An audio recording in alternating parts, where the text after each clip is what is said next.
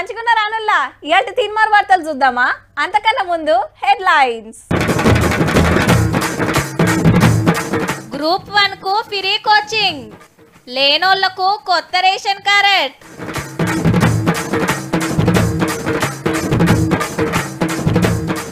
LRS తెచ్చిన సర్కార్, permission ఇస్తారట బరాబర్.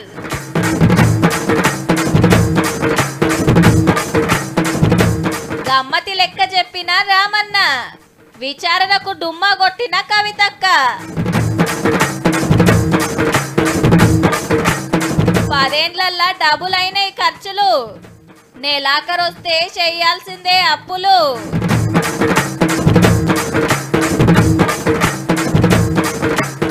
అయోధ్యకు 25 కోట్ల చందాలు, మస్తు చదివిస్తున్నారు భక్తులు. కొత్త సర్కార్ సింగరేణి మీద ఫుల్ నజరేసిందుల్లో మొన్ననే 441 మందికి అపాయింట్మెంట్ లెటర్లు ఇచ్చిండ్రు. అంటే జాబు చేస్తుంటే జీవిడ్చినోళ్ళు, పానం సుస్తైనోళ్ళ కుటుంబంలో ఒకరికి కొలువిచ్చే కారుణ్య నియామకాలన్నట్టు 272 జాబులకు నోటిఫికేషన్ వచ్చింది. ఇగియాల గీ కార్యం. సింగరేణి కార్మికులకు ₹1 ఇన్సూరెన్స్ చేపించింది సర్కారు. గనులలో పనిచేస్తారు కాబట్టి ఏ టైం ఎట్లుండేది తెలియదు. రేపటి నాడు జరగడానికి జరిగితే కార్మికులు ఇంటోళ్ళకి పైకం వస్తాయి అన్నట్టు. అట్లనే అవుట్ సోర్సింగ్ కార్మికులకు కూడా 25 లక్షల ప్రమాద బీమా ఇస్తానికి బ్యాంకులతోనూ ఒప్పందాలు జరిగినాయి. ఇది దేశ చరిత్ర ఎక్కడ కూడా అవుట్ సోర్సింగ్ ఎంప్లాయీస్ కి ఇన్సూరెన్స్ చేసినటువంటి వ్యవస్థ ఇంతవరకు లేదు. అది కేవలం తెలంగాణలో కాంగ్రెస్ ప్రభుత్వం మాత్రమే మొట్టమొదటిసారి. పాత సర్కారోళ్ళు సింగరేణిని పట్టించుకోలేదు, కాంగ్రెస్ గవర్నమెంట్ కార్మికులకు అండగా నిలబడ్డామని అప్పుల ముచ్చట ఎల్లబెట్టిండు. అసలు ఇంత తొందరగా విధ్వంసం చేయగలిగిన శక్తి ప్రపంచంలో ఇంకెవరికైనా ఉందా లేదా అనే అనుమానం కలిగే విధంగా మార్చి 31 వరకు రైతు బంధు ఇస్తామని సర్కారు చెప్పినా కారోళ్ళు లూకుకు అడుగుతున్నారు కదా. 1,30,000 కోట్ల రూపాయలు రాష్ట్రానికి ఆదాయం ఉంటే ప్రతి సంవత్సరం ఇప్పుడు కట్టాల్సిన అప్పు 70,000 కోట్ల రూపాయలు. 15 రోజుల్లోనే రైతు బంధు చెల్లించవచ్చు. కాబట్టి ప్రభుత్వ ఉద్యోగులకు జీతాలు, ఆ పిల్లలకు వెల్ఫేర్ పథకానికి సంబంధించిన నిధులు విడుదల చేయకుంటుంటే ఇటు చేయొచ్చు. వచ్చే నెలలో ఇంకో 6,000 జాబులు ఇస్తారట. అట్లనే గ్రూప్ 1 కు ప్రిపేర్ అయ్యేటోళ్లకు సర్కారే ఫ్రీగా కోచింగ్ ఇచ్చే ఆలోచన చేస్తున్నారట. ఆన్లైన్ లో వాళ్ళతో గ్రూప్ 1 పరీక్షలు ప్రిపేర్ అయ్యే వాళ్లకు క్లాసెస్ ఇక్కడ నుంచి చెప్పించి ఎక్కడికక్కడ నియోజకవర్గాలలో ఒక నాలెడ్జ్ సెంటర్ ను అత్యవసరంగా నిర్మించి ఇక మేనిఫెస్టో అమలు మీద బీఆర్ఎస్ కు గీ సవాల్ చేసిండు. మీ 10 సంవత్సరాలలో 2 ఎన్నికల మేనిఫెస్టోలు, మొన్న మేము ఎన్నికలలో ఇచ్చిన 6 గ్యారెంటీల మీద ప్రత్యేక శాసనసభ సమావేశాలు పెట్టి చర్చించడానికి మీరు సిద్ధంగా ఉన్నారా? 500 గ్యాస్, ఫ్రీ కరెంటుకు రేషన్ కార్డు లెక్క పెట్టిండ్రు కదా. మరి కూపన్ కార్డు లేని వాళ్ళ పరిస్థితి ఏందని అడిగితే తెల్ల రేషన్ కార్డు ప్రాథమిక అర్హత కింద వాళ్ళకి అమలు చేయాలనుకుంటున్నాము. రేషన్ కార్డులు లేని వాళ్ళకి రేషన్ కార్డులు కూడా మేము ఇస్తాం. ఏ కొలబద్ద లేకుండా ఇస్తే నేషనల్ హైవేస్ రోడ్లలో పోయిన వాటికి రైతు బంధు వేసినట్టు ఉంటది. జూబ్లీస్ లో ఉన్న వాళ్ళకి ఎవరికైనా అట్లా తెల్ల రేషన్ కార్డులు ఉంటే తప్పకుండా రద్దు చేస్తాం. కొన్ని పార్టీలలో ఎట్లుంటదంటే తండ్రి, కొడుకు, మన్మడు, ముని మన్మడు. పార్టీ ఆళ్ళదే, అధ్యక్షుల వారి సీట్ ఆళ్ళదే, గెలిస్తే సీఎం సీట్ ఆళ్ళదే, ఎవరన్నా నోడితే కాలైన పదవి ఆళ్ళకే. చాలా రాష్ట్రాలలో ప్రాంతీయ పార్టీ కథ గిట్లనే ఉంటది. కానీ జాతీయ పార్టీ లెక్క ఏరే ఉంటది. ముందు పార్టీని గెలిపించుకోవాలి, అటెనక ఎమ్మెల్యేల బలం చూపించుకోవాలి, గప్పుడే సీఎం సీటు. దీనికి ఎవరైనా పోటీ పడవచ్చు, నాకే కావాలని ఎందరైనా అడగొచ్చు. అందరు చెప్పే ఇన్నాక అందరు కోరినోళ్ళకే పదవి. ఇప్పుడు గీ ముచ్చట దేనికంటే రేవంత్ రెడ్డి ముఖ్యమంత్రి అవుతాడని ముందే చెప్పింటే కాంగ్రెస్ పార్టీకి 30 సీట్లు కూడా రాకపోతుండే. ఈ నారులో రేవంత్ రెడ్డి సీఎం క్యాండిడేట్ అని ఓట్లకు ముందు ప్రచారం చేస్తే 30 సీట్లు కూడా రాకపోనట కాంగ్రెస్ పార్టీకి. ఎవరు సీఎం అవుతారో తెలియకున్నా పార్టీకి 64 మంది ఎమ్మెల్యేలను గెలిపించారు. కానీ మీ పార్టీ గెలిస్తే పక్క మీ బాపే ముఖ్యమంత్రి అవుతాడని తెలిసే 104 మంది ఎమ్మెల్యేలు ఉంటే 39 మందికి దించిరే రామన్న. 65 మంది ఎందుకు తగ్గిరో, మీ పవర్ గురించి వాళ్ళకెందుకు ఇచ్చిరో ఆలోచన చేసుకోవాలి. గానీ గెలిపించిన పబ్లిక్ తప్పంటే ఎట్లా సారు? ఒకవేళ రేవంత్ రెడ్డి సీఎం అభ్యర్థి అని మా కాంగ్రెస్ అధిష్టాన వర్గంగా ముందే నిర్ణయించి ఉంటే మీ అయ్యా నీవు కూడా నీ బాబా కూడా ఓడిపోతుండ్రి. 100 సీట్లకు పైన వస్తుండే. 1 నెల 2 నెలలు కారు సర్వీసింగ్ పోయింది. ఇప్పుడు పార్లమెంట్ ఎన్నికల్లో బయటికి దిద్దాం కారును, మళ్ళా గట్టిగా 100 కిలోమీటర్ల స్పీడ్ తోని బ్రహ్మాండంగా ఉరికిద్దాం. ఇంకా 24 ఏళ్ళైనా మీ కారు సర్వీసింగ్ షెడ్ నుంచి బయటికి రాదు, రాసి పెట్టుకో. ఈ ముచ్చటిట్లుంటే మహేశ్వరం పాత ఎమ్మెల్యే బీఆర్ఎస్ లీడరు తీగల కృష్ణారెడ్డి సార్ కాంగ్రెస్ కండువా కప్పుకున్నాడు. అట్లనే రంగారెడ్డి జిల్లా జెడ్పీ చైర్పర్సన్ అనిత మేడం కూడా వీళ్ళిద్దరు మామ కోడన్లు. ఆనాడే అడిగారు నన్ను, నేను కొంచెం ఆలోచన చేశా. జిహెచ్ఎంసీ చిన్న మేయర్ శ్రీలత మేడం నిన్ననే షరీక్ అయింది పెన్మీర్ తోటి కలిసి. టీఆర్ఎస్ పెట్టినప్పటి సంది అదే పార్టీలు ఉన్నారు ఇద్దరు కూడా. సరైన న్యాయం జరగలేదన్న ఉద్దేశంతోనే మేము ఈ రోజు తల్లిగారి ఇల్లు నదిలో అత్తగారి ఇంటికి వచ్చిన ఫీలింగ్ తో ఈ రోజు ఇక్కడికి రావడం జరిగింది. నాగర్ కర్నూలు బీఆర్ఎస్ ఎంపీ రాముల్ సార్ కూడా రామ్ రామ్ చెప్పుడు ఖాయమైనట్టే. నిన్న లోకల్ కేటీఆర్ సార్ మీటింగ్ పెట్టినా ఓలే మరి. ఇక రేపు చేవేల మీటింగ్ కోసానికి జోరుగా పనులు నడుస్తున్నాయి. 500 గ్యాస్ సిలిండర్ 200 యూనిట్ల ఫ్రీ కరెంట్ పథకం చాలు చేస్తారు. ఢిల్లీకి వెళ్లి ప్రియాంక గాంధీ మేడం వస్తుందన్నారు కానీ అర్జెంట్ పనివాడి వస్తలేదట.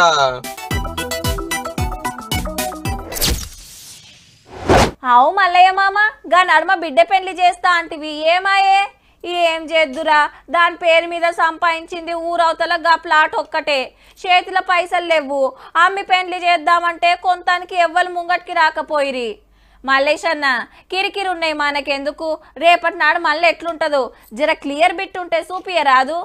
ఏ టైంలో కొన్నామో ఏమో ఇల్లు గట్టరాదాయే, అమ్ముతానికి అక్కర రాకపాయే. గిట్లుండే మొన్నటి దాకా, కానీ ఇప్పుడు గా తిప్పలు తీరినట్టే. ఎదిరి చూడంగా ఎల్ఆర్ఎస్ కు ఓకే చెప్పింది సర్కారు. పర్మిషన్ లేని లేఅవుట్లలో ఉన్న ప్లాట్లను రెగ్యులరైజ్ చేసుకోవడానికి ఛాన్స్ వచ్చింది అన్నట్టు. ఛార్జీల పైకం కట్టడానికి మార్చి 31 దాకా టైం ఇచ్చిండ్రు. రూల్ ప్రకారం లేఅవుట్ లేకుండా, నాలా పర్మిషన్ తీసుకోకుండా, ఉండాల్సిన రోడ్డు లేకుండా ఆగమాగం ప్లాట్లు చేశాం మీరు అప్పట్లో. తెలియక కొన్నోళ్ళు అటెంక పరిశాన్లో పడ్డారు.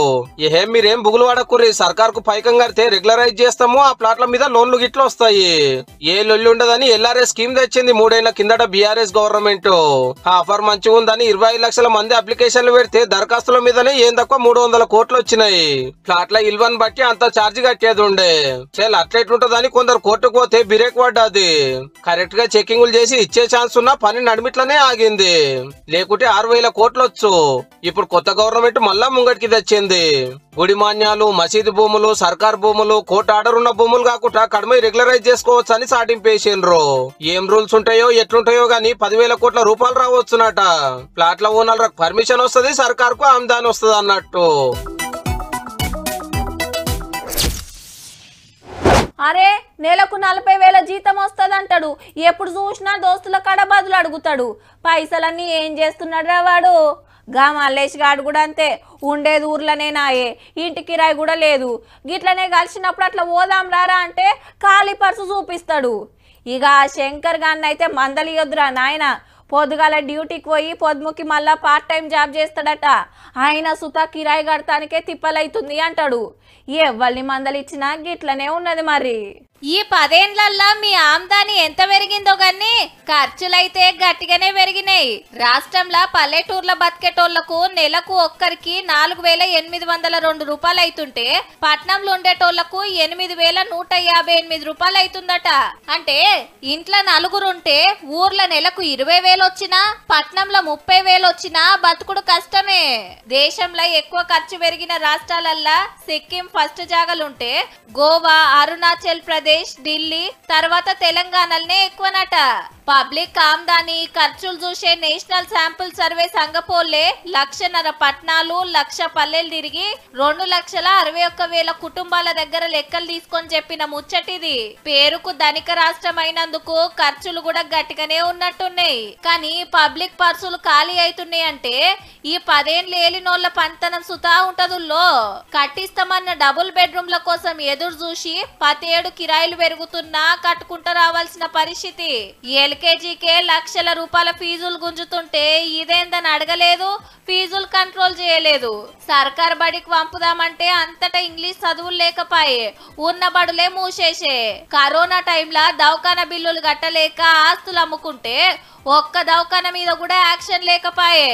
సెంటరోళ్లు తగ్గించిండ్రని అంతటా పెట్రోల్ రేట్లు దించితే పబ్లిక్ కు డబుల్ ఫైదా అయ్యింది. కానీ కారు సర్కార్ల ఏ కానా దించకపోయిరి, మీదికెళ్లి బస్ కిరాయిలు పెంచిరి.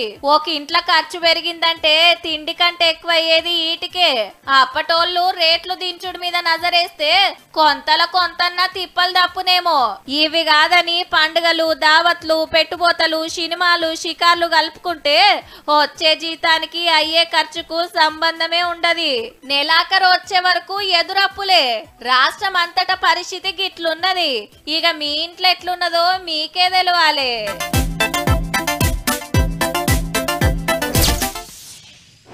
బుడ్డ పొరలు బడికి పొమ్మంటే కడుపు నొస్తుంది, కాలు నొస్తుందని బడికి డుమ్మా కొడతారు. పర్సు పొరలు దోస్తులతోని సినిమాలు, షికార్లకు పోనీకే కాలేజీలకు డుమ్మా కొడతారు. చెల్ ఊకే డుమ్మాలు కొడుతుర్రని అమ్మా నాయనలను దొలకరమ్మంటారు సార్లు. అట్లనే కొలువు చేస్తోళ్ళు ఊకూకే సెలవులు పెట్టిరనుకో బాసులు ఊకుంటారా? కానీ ఎమ్మెల్యేలు అసెంబ్లీకి డుమ్మా కొట్టినా, ఎంపీలు పార్లమెంటుకు డుమ్మా కొట్టినా ఎవ్వలేమనరా? ఆఖరికి కేసుల విచారణ చేయాలి రమ్మన్నా సుతా డుమ్మాలే కొడుతుర్రబ్బా. మందు దందా కేసు కథనే గమ్మత్తున్నది పో. సిబిఐ ఎంక్వైరీ కూడా దుమ్మా కొట్టింది మన కవితక్క. నేను రాను, నాకు వీలు కాదు, పార్టీ పని ఉంది, పార్లమెంట్ ఎలక్షన్లు ఉన్నాయి, కావాలంటే వీడియో కాల్ విచారణ చేసుకోరని ఆఫర్ ఇచ్చింది ఆఫీసర్లకు. నోటీసులు వచ్చిన ప్రకారం ఇవాళ ఢిల్లీకి పోవాల్సి ఉండే. ఇదే సిబిఐ ఒక పారు హైదరాబాద్ లో అక్కోళ్ళ ఇంటికి వచ్చి ఇంటర్వ్యూ చేసిపోయింది. ఈ తాపక ఆఫీస్ కు రావాలంటే అస్సలు పోతలేదు. ఈడీ ఎంక్వైరీ కూడా దుమ్మాలే. సుప్రీంకోర్టులో వేసిన కేసు ఎల్లుండి విచారణకు వస్తుంది. నేను ఈడీ ఆఫీస్ కు రాను, మీరే మా ఇంటికి రావాలి, లేదంటే వీడియో కాల్ లో మాట్లాడాలి, పగటిపూటనే మాట్లాడాలనేది అక్కడ డిమాండ్. కోర్టు తీర్పు వచ్చేదాకా అస్సలు పోదట. ఇదే కేసులున్న ఢిల్లీ సీఎం కేజ్రీవాల్ సార్ కూడా ఇంతే. ఇవాళ ఈడీ విచారణ పోయేది ఉంటే పోను అని బాజాబ్తా చెప్పేసిండు. దుమ్మాల మీద దుమ్మాలు 7 కొట్టిండు ఇప్పటిదాకా. మరి రూల్స్ లో ఏమున్నాయో మాకు తెలియదు గానీ నోటీసులు వచ్చుడు, మనోళ్ళు విచారణకు పోకపోవడు ఇంతగానో నడుస్తున్నా కొత్త నోటీసులు అప్పుడే ఉన్నది గానీ కేసు అయితే ముంగడికి పోతలేదు. ఈడీ అంత పవర్ఫుల్, సిబిఐ ఇంత పవర్ఫుల్ అని చెప్తారు. ఢిల్లీ లిక్కర్ స్కామ్ కేసులకు పవర్ అంత ఎటుపోయిందో మరి. నేను అటెండ్ కాలేనని చెప్పి మరి కవిత గారు లేఖ రాస్తే మరి హేమంత్ సోరెన్ కూడా అట్నే రాసిండు కదా ఒక రాష్ట్ర ముఖ్యమంత్రి. ఇమ్మీడియట్ గా తీసుకుపోయి జైలు వేసి పడేసింది కదా. అరెస్ట్ అవుతుందని ఇప్పుడు అనలే, మేము తప్పు చేసిన వాళ్ళందరూ అరెస్ట్ చేయాలన్నాం. పంటల మీద పురుగు పడితే మందులు పిచికారీ చేస్తారు. అయినా సావకుంటే ఇంకో తీర్ల మందు కొడతారు. తెచ్చిన ఇత్తనాలు మొలవకుంటే పంట వీకేసి ఇంకో కంపెనీ పెడతారు. అదనకు ఎరువులు నీళ్లు పెట్టి పంటను కాపాడుకుంటూ వస్తారు. అంత చేసినా మార్కెట్లో అనుకున్న రేట్ వస్తుందా అంటే అది లేదు. నడుమిట్ల బోకరిగాళ్ళు జొర్రి రైతు కష్టం అంతా వాళ్ళ బొజ్జలలో నింపుకుంటున్నారు. బయట అందరికి తెలిసి ఇట్లా నడుస్తుంటే వెనక మళ్ళా తెలియకుండా గీ కథ అయిందో తానా. గుట్టలకు పుట్టలకే ఇస్తుర్రు అనుకుంటే దొంగలు కూడా పడ్డారు రైతు బంధుల. రంగారెడ్డి జిల్లా కొందూర్గుల వ్యవసాయ ఆఫీసర్ శ్రీశైలం గారు సింపుల్ గా ₹1 కోటి కమాయించిండు. ధరణి నుంచి వచ్చిన డేటా చూసుకొని ఎవరెవరు క్లెయిమ్ చేయటం లేదు, మేబీ ఎన్ఆర్ఐస్ ఉండొచ్చు. అంత సార్ చేతుల పని. సబ్సిడీ ఇత్తనాలు వస్తాయి, ఎరువులు వస్తాయి అని ఆశలు చూపించి రైతుల కాడ పాస్బుక్, ఆధార్ కార్డు అట్లా జిరాక్సులు సంపాదించి సారే దరఖాస్తు పెట్టిండు దొంగ బ్యాంక్ అకౌంట్ తీసి. ఫోన్ నెంబర్స్ అయ్యగారిదే కాబట్టి పంటకు టింగు టింగు అని రైతు బంధు పడుతుంది. ఇది ఒక్కటే సాలదని రైతుల పేరు మీద దొంగ డెత్ సర్టిఫికెట్లు పుట్టించి 20 మందిని చంపేసిండు కాగితాల మీద. మనిషి 5 లక్షలంటే ₹1 కోటి. ఈ 2 స్కీముల పుణ్యాన 3 ఏళ్లలో 2 కోట్లు కమాయించి 10 ఎకరాలు కొన్నాడు పనిమంతుడు. మరి ఇప్పుడు ఎట్లా బయటపడ్డదంటే ఇన్ని ఒకటి చనిపోయినాడు ఒకడు ఉన్నాడు కదా, ఇన్ని 5 సార్లు ఎట్లా క్లెయిమ్ చేస్తానని చెప్పేసి వాళ్ళు అట్లా పెట్టుకుని ఇది చేస్తారు. ఈ హాజ్ యాక్సెప్టెడ్ చేసినని చెప్పి చెప్పిండు. ఒక్కలే 5 మాటలు చచ్చిపోయినట్టు అప్లికేషన్ పెడితే ఎన్నో కాడ దొరుకుతామనే చిన్న లాజిక్ ఎట్లా మర్చిపోయిండో గంత తెలివి కల్లోడు. అంటే దరఖాస్తు పెట్టిందే చూసిండ్రు కానీ రైతు బంధు ఎవరికి పడుతుంది, రైతు బీమా పైకం ఎవరికి పోతుందని చెకింగ్ చేసేటోళ్లే లేరన్నట్టు. పైకం ఇవ్వాల్సిన వాళ్ళు ఇంత స్ట్రిక్ట్ గా డ్యూటీలు చేస్తున్నారు కాబట్టి మన సార్ పని అంత అల్కగా అయిందన్నట్టు.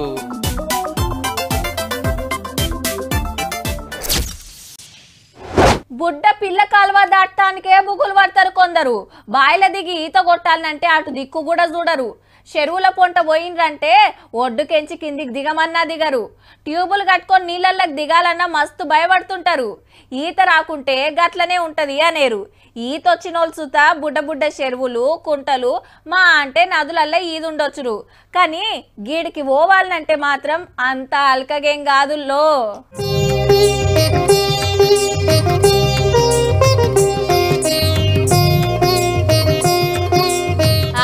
ప్రధాని మోడీ సరే సముద్రం అడుగుకు పోయి పూజలు చేసిండు. ఏడనుకుంటుండ్రు గుజరాత్ రాష్ట్రం ద్వారకాల. అప్పట్లా శ్రీకృష్ణుడు తిరిగిన ద్వారకా నగరం అటెంక సముద్రంలో మునిగిందని చెప్తుంటారు కదా. ఆ జాగలకు పోయిండు. కాషాయం దొడిగి నెత్తికి ఆక్సిజన్ హెల్మెట్ పెట్టుకొని స్కూబా డైవింగ్ చేసిండు అరేబియా సముద్రంలా. లోపటికి పోయి శ్రీకృష్ణునికి పూజలు చేసి నెమలి పింఛం సమర్పించిండు.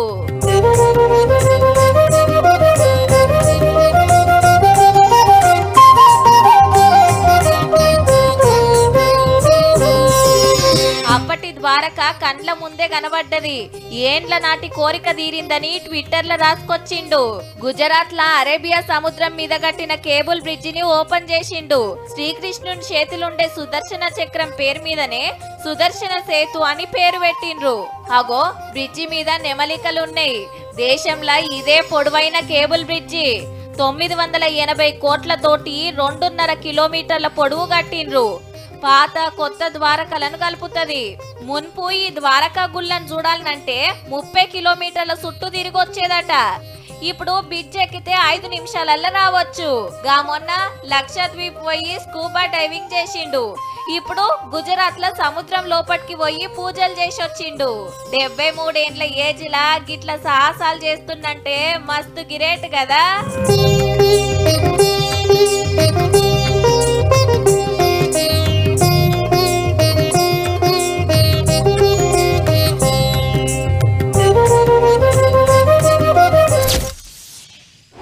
అయోధ్య కొత్తగుడిలా బాలరాముని దర్శించుకుంటానికి మొన్న మా ఇంటోళ్ళందరం పోయినామక్క. అసలు ఏమన్నున్నదో ఆ గుడి. రామయ్యనైతే చూస్తా అంటే చూడబుద్ధి అవుతుంది. అసలు ఆడికెళ్ళి రావాలంటే రాబుద్ధి అయితలేదు తెలుసా. అంత మంచిగా కట్టిండ్రు గుడి. దేశం అంతటికెళ్ళి భక్తులు వస్తున్నారు కాబట్టి ఎప్పటికీ తీర్థం సాగినట్టే ఉంటుంది. ఇగో ఇట్లా చెప్తున్నారు అయోధ్య బాలరాముని దర్శించుకున్న భక్తులు. ఈ ఎండాకాలం సెలవులలో పోతానికి ప్లాన్లు వేస్తున్నట చాలా మంది. ఇంతకు ఇయాల్టి రామాలయ ముచ్చట ఏందంటే 30 రోజులు 60 లక్షల మంది భక్తులు, 10 కిలోల బంగారం, 25 కిలోల ఎండి, 25 కోట్ల ఆమ్దాని. అవు అయోధ్య బాలరామునికి భక్తులు సమర్పించిన కానుకలే. నెల కింద చాలైన గుడికి దేశమంతటికెళ్లి భక్తులు పోయి గీ తీర్ల మొక్కులప్ప చెప్పిండ్రు. ఫస్ట్ నాడే 5 లక్షల మంది పోతే 3 కోట్ల చందాలు వచ్చినాయి. అంటే తిరుపతి ఎంకన్నా ఒక్కరోజు ఆమ్దాన్ తోటి సమానం. దినాము లక్షల మంది పోతూనే ఉన్నారు. గుడికాడ 12 గల్లలు పెడితే జప్ప నిండుతున్నాయట. 4 కౌంటింగ్ మిషన్లు పెట్టి ఎప్పటి కానుకలు అప్పుడు లెక్క పెట్టి బ్యాంకుల జమ చేస్తున్నారట. ఇక చందాలు రాసిన వాళ్ళకు రసీదులు ఇస్తానికే 12 కౌంటర్లు పెట్టిరంటే చూడుర్రిగా. ఏప్రిల్ 17 తారీఖు నాడు రామనవమి ఉంది. అప్పటికి ఇంకో 50 లక్షల మంది దర్శనం చేసుకుని ఇంకింత ఎక్కువ కానుకలు చదివిస్తుండొచ్చు అనుకొస్తున్నారు గుడోళ్ళు. ఇక ఈ స్కూళ్ళకి ఎండాకాలం సెలవులు వచ్చినాయంటే దేశం అంతటికి వెళ్ళి అయోధ్య బాట పడుతుండొచ్చు. చూడాలి మరి అప్పటివరకు ఆమ్దానిలో అయోధ్య రామయ్య 7 కొండలెంకా నన్ను అందుకుంటాడో.